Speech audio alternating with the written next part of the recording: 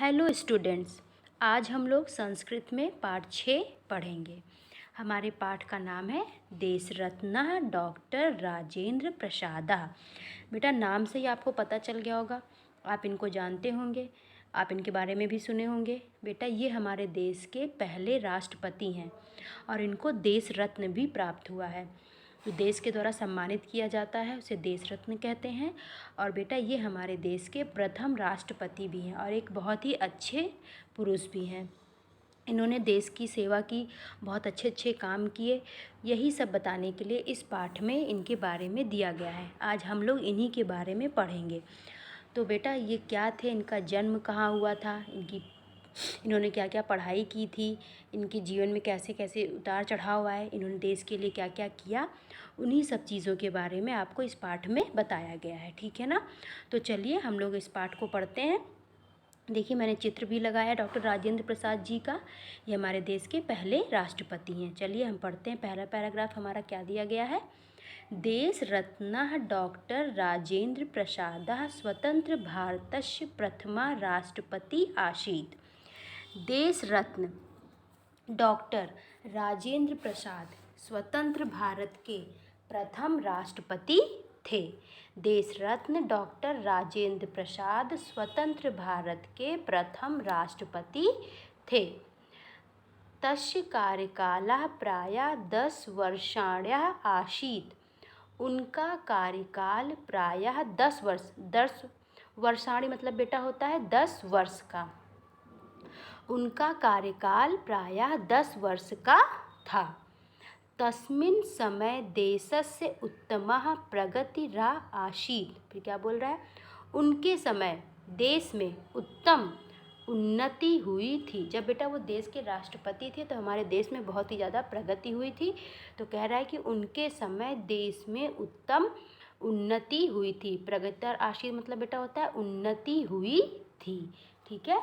देखिए अब मैंने इस पैराग्राफ का हिंदी भी लिख दिया है जिससे आपको कोई भी समस्या ना हो। जहाँ भी आपको ना आए आप तुरंत इसको देखिए और समझ लीजिए। चलिए अब हम लोग नेक्स्ट पैराग्राफ पढ़ते हैं। देखिए क्या लिखा हुआ है।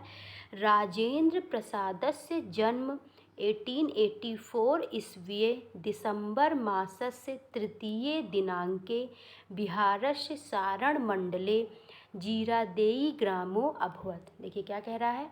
राजेंद्र प्रसाद का जन्म 1884 ईस्वी के दिसंबर मास से मतलब दिसंबर माह के तृतीय मतलब तीसरी, दिनांक मतलब तारीख के, बिहार के सारण मंडले मतलब बेटा सारण जिला है, सारण जिला के जीरादेई गांव में हुआ था। देखिए इनका जन्म बेटा कब हुआ था, 1884 ईस्वी में और 3 दिसंबर को। और बिहार में एक सारण जिला है जहाँ पर एक जीरादेई गांव है, वहाँ पर इनका जन्म हुआ था। ठीक है। अब देखिए क्या कह रहा है। शिक्षाया प्रारंभ कालात् एव एषो अतीव मेधावी आसीत्। कह रहा है शिक्षा मतलब बेटा जब ये पढ़ाई करते थे, शिक्षा के प्रारंभ काल मतलब शुरू से ही ये एषो अतीव मतलब बहुत अधिक, मेधावी मतलब तेज थे। शिक्षा के शुरू से ही ये बहुत ही अधिक तेज थे मतलब बेटा ये पढ़ाई में बहुत अधिक तेज थे। फिर क्या कह रहा है। 19वें ईस्वीये एंट्रेंस परीक्षायाम ऐसा संपूर्ण कोलकाता विश्वविद्यालय प्रथम स्थान अलभत। क्या कह रहा है। 1900 ईस्वी के एंट्रेंस मतलब बेटा प्रतियोगिता परीक्षा, जो हम लोग आप लोग एंट्रेंस देते हैं ना हम लोग, तो ये कह रहा है कि 19वीं ईस्वी के एंट्रेंस मतलब परीक्षा प्रतियोगिता में यह संपूर्ण मतलब पूरे कोलकाता विश्वविद्यालय में प्रथम स्थान प्राप्त किया। बेटा जब ये एंट्रेंस परीक्षा दिए तो इसमें इनका कौन सा स्थान आया, पूरे मतलब पूरे यूनिवर्सिटी में, कोलकाता यूनिवर्सिटी में इनका प्रथम स्थान आया। फिर कह रहा है कि सह MA LLB परीक्षा यो अपि सर्वप्रथम स्थानम प्राप्तवान। और क्या कह रहा है कि सा मतलब वह MA और LLB परीक्षा में भी सर्वप्रथम मतलब पहला स्थान प्राप्त किया।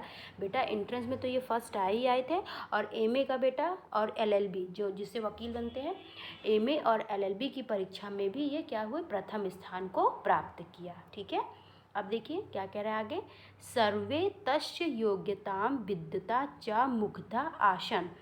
सर्वे तस्य मतलब इनके, सभी लोग इनकी योग्यता और विद्यता मतलब पांडित्य से, इनके पंडिताई से, मुग्धा मतलब मोहित थे। लोग बहुत ही ज़्यादा इनसे, इनकी योग्यता से, इनके पांडित्य से लोग बहुत ही ज़्यादा मोहित थे।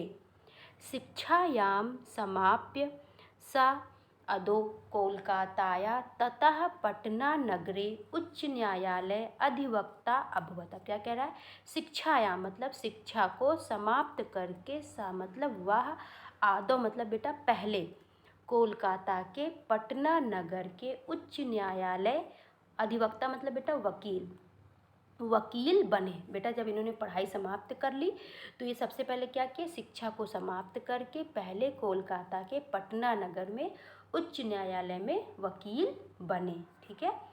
अधिवक्तेषु तस्य प्रतिष्ठा उत्तमा धन अर्जनम अत्यधिक चास्ताम। फिर क्या कह रहा है, अधिवक्तेषु मतलब अधिक, वकील बनना उनकी प्रतिष्ठा थी, उत्तमा धन अर्जम अत्यधिक, धन को एकत्रित करना नहीं था। मतलब बेटा वो वकील बनना चाहते थे, ये नहीं कि धन कमाना नहीं चाहते थे, वह सिर्फ एक बहुत ही प्रतिष्ठित और उत्तम वकील बने।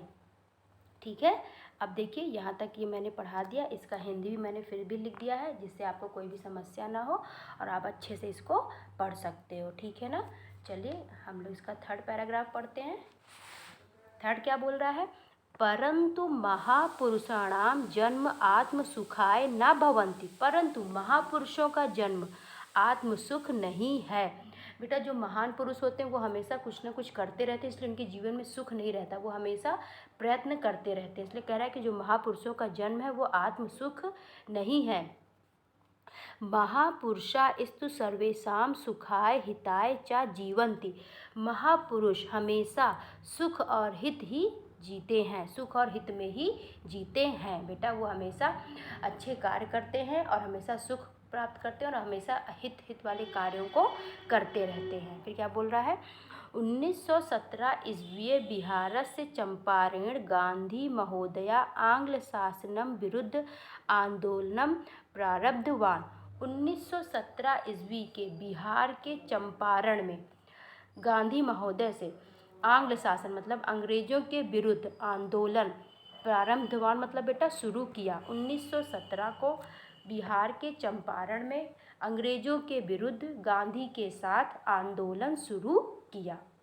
बेटा उस टाइम अंग्रेजों का शासन था तो बिहार में चंपारण आंदोलन हुआ जिसमें गांधी जी के साथ इन्होंने उनका साथ दिया। फिर क्या बोल रहा है, तदा राजेंद्र महोदया तस्य शिष्या अभवत। तथा राजेंद्र महोदय उनके शिष्य थे। किसके शिष्य थे, गांधी जी के। क्या कह रहा है, था राजेंद्र महोदय उनके शिष्य थे। तेन अधिवक्तु पदम धनार्जम च पर्याप्तम। देखिए वे अधिवक्तु मतलब वकील के पद और धनार्जम और धन को छोड़ दिया। बेटा वो जैसे वो देश की सेवा में लग गए, उन्होंने सबसे पहले धन को कमाना और दूसरा अपना वकील का जो पद था उसको क्या कर दिया, पर्याप्तम मतलब छोड़ दिया। और देश सेवायाम व्रतम च स्वीकृतम, और देश की सेवा का व्रत शुरू किया। मतलब वे देश की सेवा करेंगे, वो अपने सब पदों को छोड़ करके किस में लग गए, देश की सेवा में। फिर क्या कह रहा है, 1934 ईस्वी यदा बिहारे भीषणम भूकंपा आसीत्। 1934 ईस्वी को जब बिहार में भीषण भूकंप आया, तदा तब, सा मतलब वह, महती मतलब बड़ी, जनसेवा मतलब बेटा जनता की सेवा की। बेटा 1934 में जब बिहार में भीषण भूकंप आया तब वह देश की सेवा की। उन्होंने बहुत ही ज़्यादा देश की सेवा की, एकदम जी जान लग कर के ये क्या किए, देश की सेवा की, देश की सेवा की।